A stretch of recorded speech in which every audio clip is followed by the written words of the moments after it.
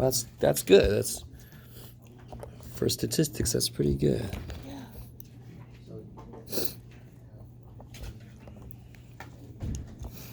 For a 37-year-old learning how to do math. Oh man, I know. and I'm 47-year-old old trying to teach it. All right. So, a percentile. One reason why they would want to use a different grading system. When you take the SAT, everybody knows what the SAT is, right? It's a standardized test, blah, blah, blah, blah, blah. It's got all its problems, whatever.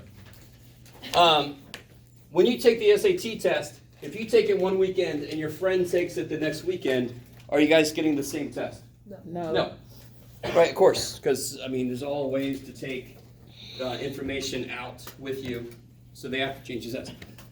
Could they randomly create a harder test?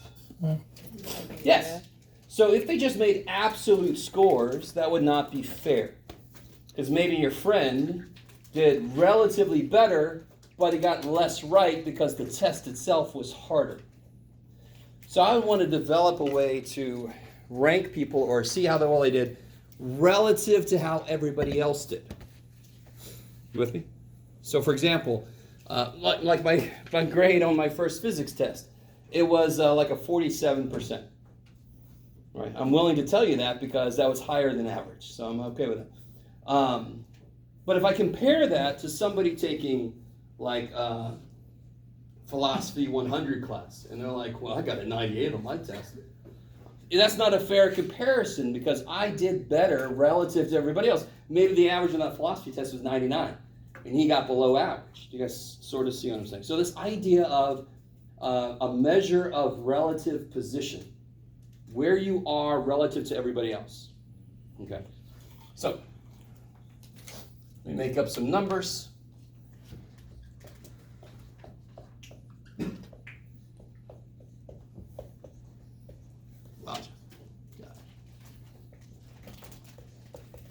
How many is that? 1, 2, 3, 4, 5, 6, 7, 8, 9, 10. Okay. This is a very small sample, correct? Yes. I'm making this sample because then it's easier to explain the idea. Good. I'll bring that up again later. Just keep in mind, this is a very small sample. So what a percentile means, if you are in the 80th percentile on a test, that doesn't mean you made an 80 on it. That means you scored higher than 80% of the people who took that test. You with me?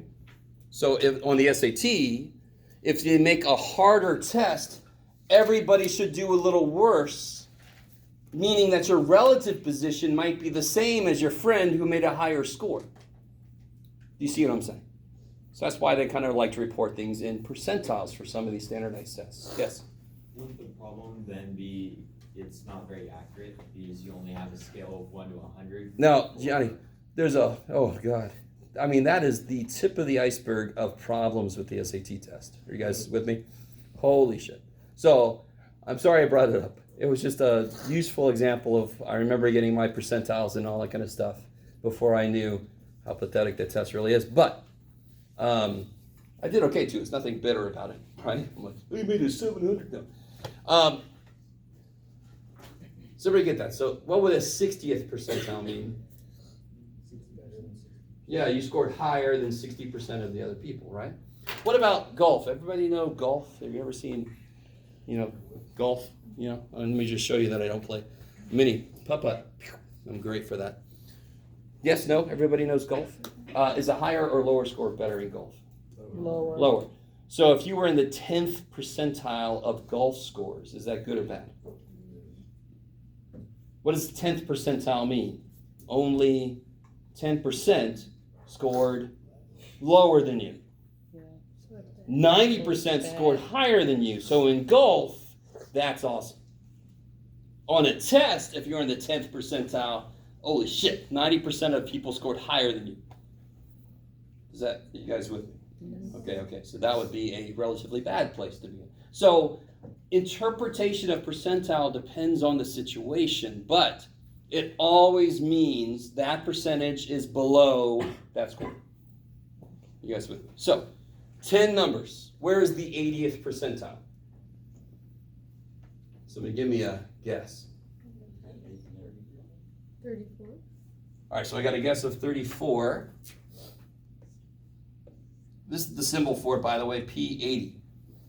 That's 80th percentile. Big ass P, little subscript 80. Any other guesses? Why'd you say 34? I counted up from the 4. So that's like the 8th number, right? Yeah. All right. And I like it because if there's 80% below, what should be above?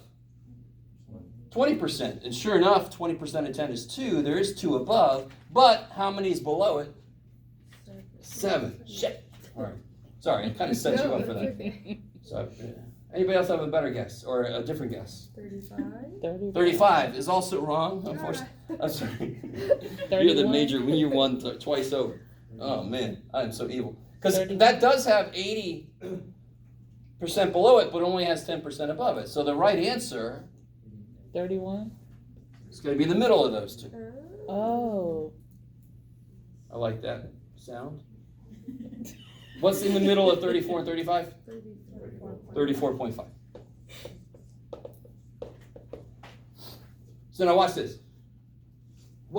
By the way, there's something I made about the list again that needs to be true every time you want to figure out a percentile. The list is in order. If it wasn't in order, I could make anything, any percentile I want, right? Okay. Does this make sense? If I want to find P80, the first step would be to take, again, red is not the best choice here. The first step would be to take 80% of how big the list is. If I want to find the 80th percentile, the number that has 80% of the stuff below it, let me go 80% of the way into the list. Does that make sense? 80% of, in this case, 10 is what? No, what's 80% of 10? 8. Right? It would be 0.8 times 10, 8. And that's what your first guess was, right? So here's the thing, you ready? If this work comes out to a whole number, you take that number and the next and average them like we just did. That's it. Right? So did we get a whole number from doing this? Yes. So let me take, so what's the answer going to be? The average of the 8th and 9th number, which of course was 34.5. Bam. So that's P80. All right. So let's do P, what you got, Jeff? Let's do P14.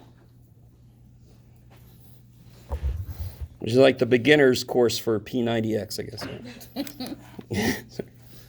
How do you do P14? What are the two? There's always 2 steps to this. Where's the answer? Go get the answer. What's the first step for P14? How far into the list do you want to go? 14% of the way into the list. And how big is the list? 10. Why is this 10 and this is 10? Why? Because the list I'm working with is 10. If this was 78 numbers, you better make that 78. I always get people that see the example and they always make it 10. I'm like, no. I made it 10 so it was easier to kind of work with. What is 14% of 10?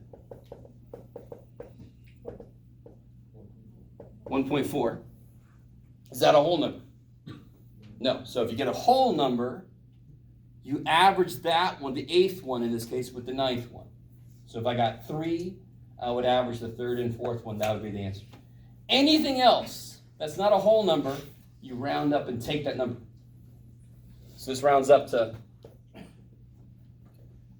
thanks for playing wrong. What's the second number?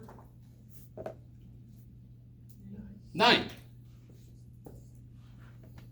So the 14th percentile would be 9. 9. Why is it going to be 9 again? Because it is. So, let's see if I can. This is a very small list. Real quick, before I answer your question, what would P15 be? It's got to be freaking 9. You guys see that? why I'm going to get a bunch of repeats. Why? Because I've only got so many numbers. It's either going to be between two of the numbers or one of the numbers themselves, so there's only so many options. So that's the downside of having such a small list, right? Now, let me do this. Here's a really nice way to do this. If I had 5 numbers, what should be the 50th percentile? What's right in the middle? Yeah, I'm sorry, this one, right? Mm-hmm. But what's half of 5? What's 50% of 5? 2.5. Wait, didn't we say it should be 3? It should be the third number. That's in the middle, right? Therefore, that's what we do in general is we round it up. If I get a decimal answer to this question up here, I round it up, take that number. So it says 2.5, you round up. Round up to 3. If it was 3.07, I round up to 4. Beautiful. When's the only time you have to take an average? Is if this is a whole number. But if it's not a whole number. If it's anything else, you round it up, take that number. Okay. Which is almost better to get that because then you just got to take whatever that number is and you're done. Okay. You're done with it. All right. Woo! That's weird. So, that's the basic idea of percentiles. The book, if you want to use the formulas the book introduces, for doing this backwards, let me show you. So this is me asking you what the 14th, 80th, what percentile is 13? Notice how that's not me saying what's the 13th percentile. 13 is in what percentile? 30. Yeah, 30. Why are you saying 30? 3 below it. 3 below. Yeah. That's exactly what I would do. The book uses a much more convoluted equation, which basically comes out to the same thing. And the larger the sample gets, the more this process lines up with their equation. But again, you can use their formula if you want to in the book. Okay, up to you. So are you with me on that? Such a small freaking sample, you don't have to be so precise. 13 is P30. Close enough. Maybe. Okay. I really want you guys to get that because, like we just saw, 9 was P14, P15, P16, P17, P18, holy shit. It's so many things. So with such a small list, I don't have to be so precise. But the minute I get a big list, their formula matches exactly with what I just said to do. So their formula basically is useless, yes? So even if you don't have 10 like pieces of data, it still works? Yes, okay. So let's make more data and then do more interesting things. I want my smart asses out there to say, finally something interesting.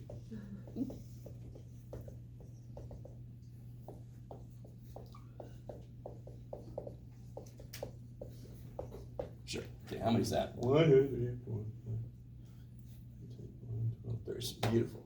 Lucky number 13.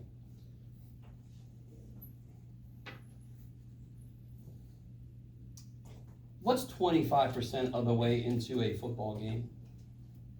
That would be the end of the first quarter. So another name for P25 is Q1. Is that cool? You with me? There's actually things called deciles and stuff for like the first 10%, whatever. I'm not going to do that shit. Just worry about percentiles and quartiles are the main ones. So how do I calculate Q1? What's the 2 steps? Always 2 steps with a percentile. How far do I want to go into the list? 25% of the way in. 25% of what? 13.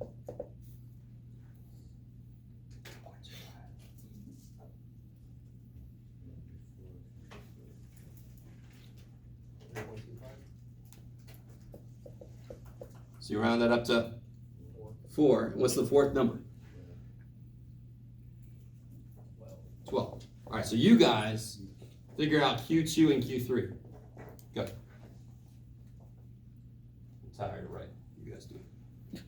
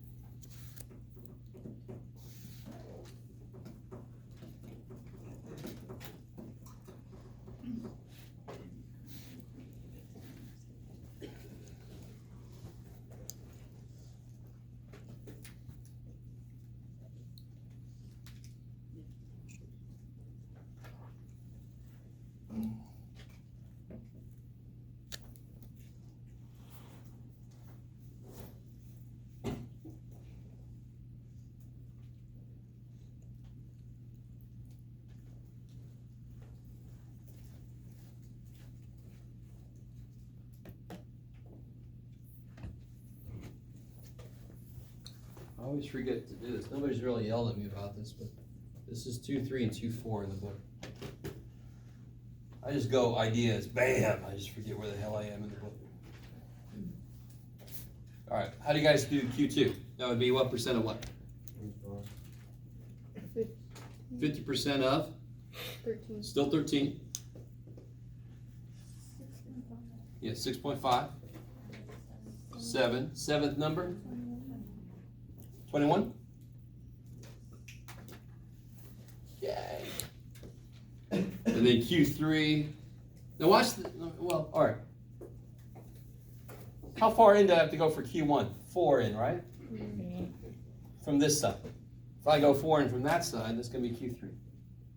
Symmetry. First quarter, bam. Last quarter, bam. If you don't like that shit. So I would get 1, 2, 3, 4, 35. So let's do it this way. 75% of 13 is 9.75. Round up to 10. The 10th number, 35. You guys see that? Is that cool? And one other little thing. What's 3.25 plus 6.5? Yeah, that makes sense, right? Because 25% plus 50% is 75%. Sorry. All that's extra shit. You don't have to worry about it. You got your calculators. Okay. We're going to do something really kind of weird with this. So what we just did, the work we just did, would work no matter what I put here, right? P38. You do 38% of 13, blah, blah, blah. Cool. So here's something I can do with these specifically. Something called a 5-number summary.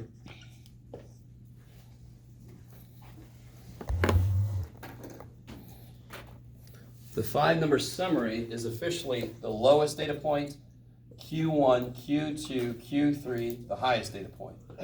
So the way I look at this is beginning of the game, first quarter, second quarter, third quarter, end. So where does stuff begin?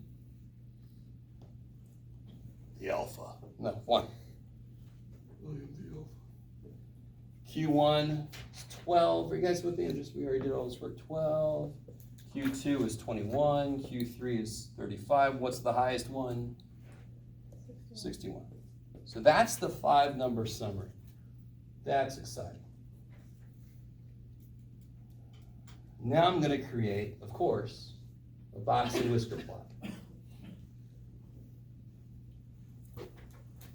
So the book calls it just a box plot because, again, they can't have any fun for some reason. The actual technical name is a Box-and-Whisker. It's not my own invention. So once I draw this, hopefully some of you guys have seen this out in the wild somewhere. Box-and-Whisker. You ready? So I want to create a number line scale so that all these numbers have a place to go. Almost never will these numbers actually show up. So don't do this.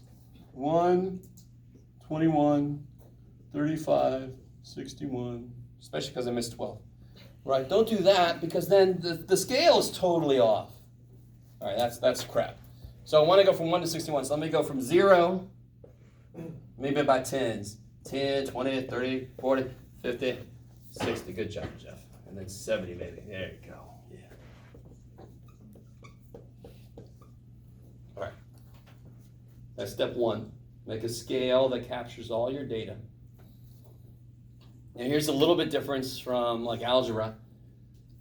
For 1, I'm going to put a line above 1. I'm going to do that for every one of these. 12, I'm going to put a line, get up there, above 12.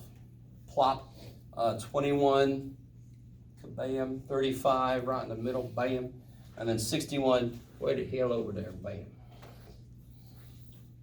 That's amazing. So instead of little circles, we just put lines above. So here's the Box-and-Whisker part.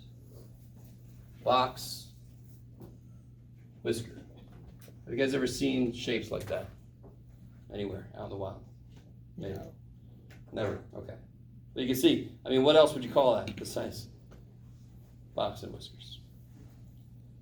Probably, you could probably come up with something. So let's say like this is, I I don't know, the number of mistakes a class made on a test, right? So, could somebody tell me what percentage of the class was in this box from 12 to 35? What percentage is in this box? What's in the box? Some of you guys got it. Don't open it.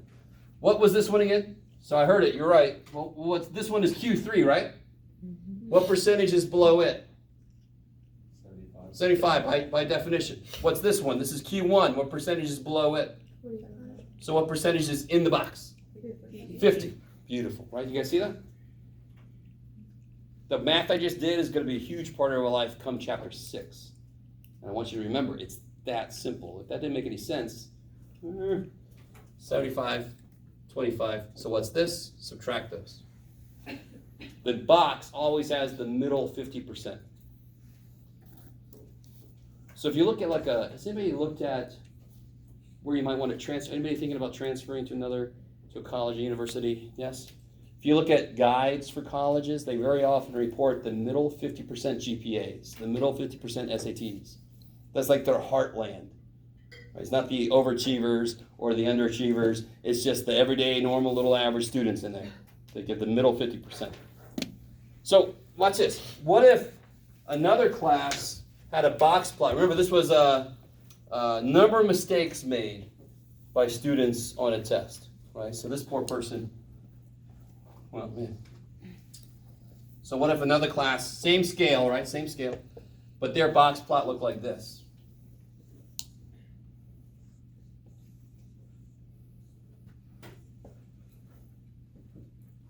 Which class had a larger variability in their number of mistakes? First one, Yeah. right? Because they have about the same size there, but the first one goes further out, right? I like it. Which class did better on the test? That's kind of a weird question. The second. Looks like maybe the second one, right? Even though these had a few that made fewer mistakes, they certainly had less, and then, but look at the box up here. It's got more mistakes. So that one's kind of a hard question to answer, right? But with these two pictures, you can start comparing them. And did it take a long time to make this? No. So that's why we use this kind of thing all the time. It's just a very quick way to compare things. And then if I see something, I go do deeper, more meaningful, longer to do statistics to see what that might be. But it's just a surface level. Let's see what the hell these things look like. Okay, maybe. It wasn't hard to make that, right? Okay, I'm going to pretend like you said yes. Let's do one more main idea. I'll show you how to do a few things on the calculator, like get all these numbers just to spew at you. And remember, I don't care about that. There's a way to check your work, not a way to do your work. Is everybody semi-decent with that? I know this is brand new, but okay, maybe. So percentiles, there's only two possibilities. Whole number, average that with the next. Anything else, round it up and take that number. Okay.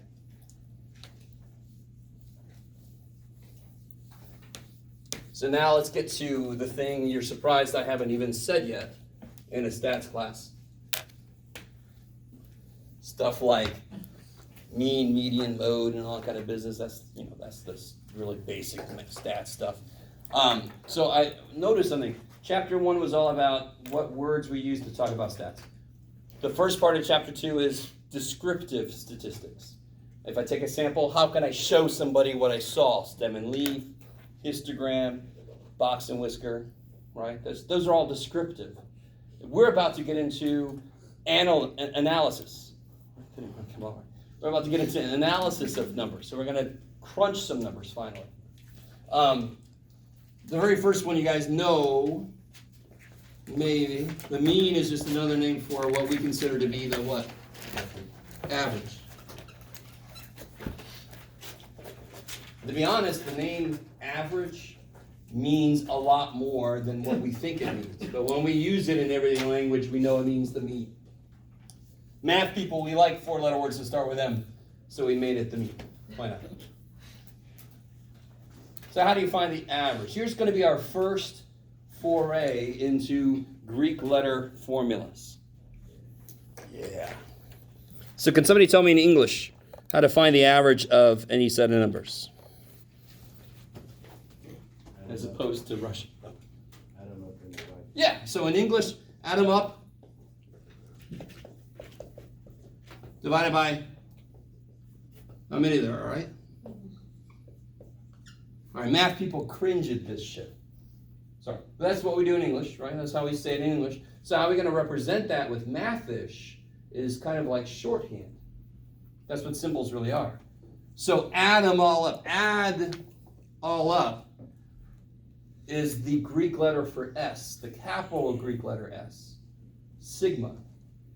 And it looks like an E. So that symbol by itself means add these all up.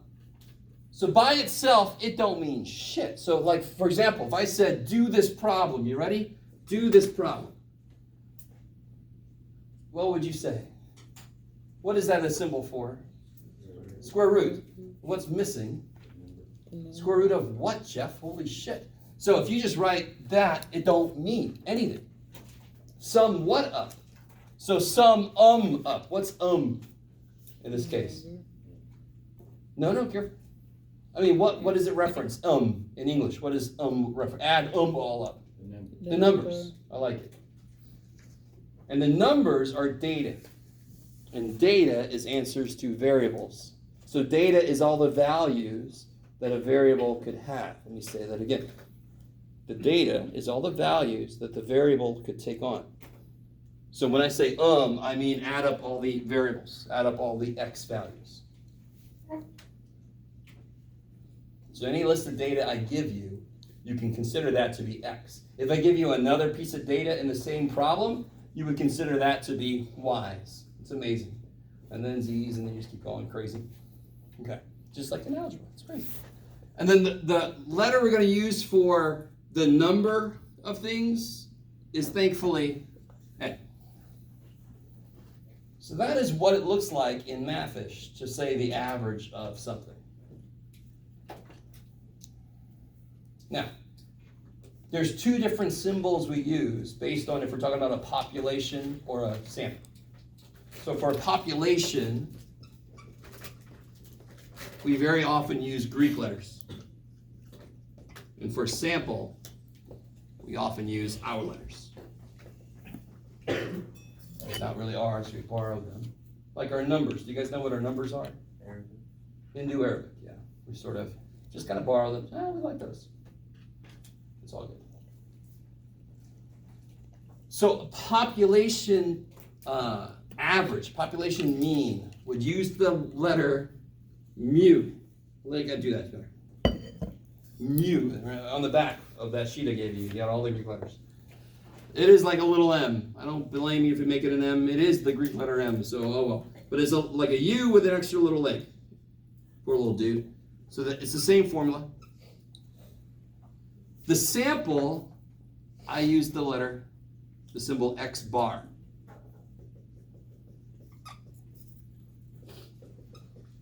Same formula, really. Just one of them comes from a population, the other one comes from a sample. All right, I like it. So we're going to have formulas that have mu's in them. You only use that in the case you have a population. I'm going to have formulas with x bars in them. You use that if you have a sample. So you have to understand what the symbols mean, so you know when to use which. Maybe. All right, that's simple enough. Not too bad. So let me ask you this. Let me give you a bunch of x's. What's the sum of x?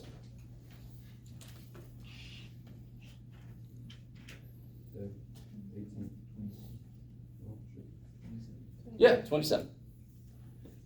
Just add them all up, right? Mm-hmm. What about this? What's the sum of x squared? It isn't 27 squared. It isn't. So here's how you do this. We're going to see this symbol in so many formulas. And I, being the asshole I am, or the good teacher, either way you want to look at it, I make you do a lot of things by hand. because I'm evil or I care about you. It's one of those, somewhere in the middle. If you cover up that symbol, it'll tell you what you have to know before you can add up. Why was I able to do this? Because I know the x's. So I can add them up. Do I know those? Do I know those yet? Do I know those? No. So I better make them. What's the x squares?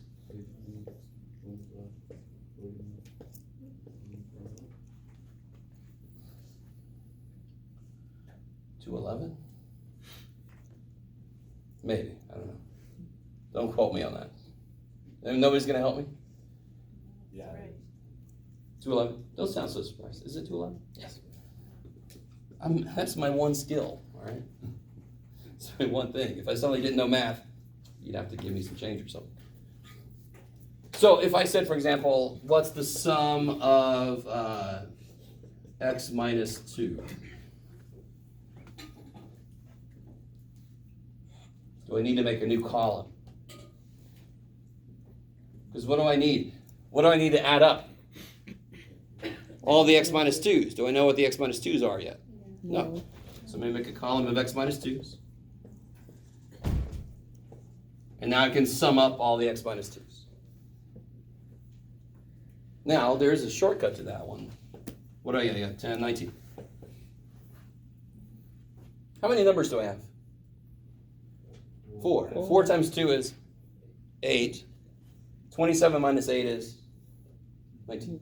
So if I take 2 off each one, and there's 4 of them, I'm taking 8 off the total. Bam. Does that really matter where shit? No.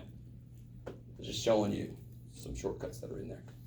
Okay, you guys all cool with that symbol? When I see that symbol,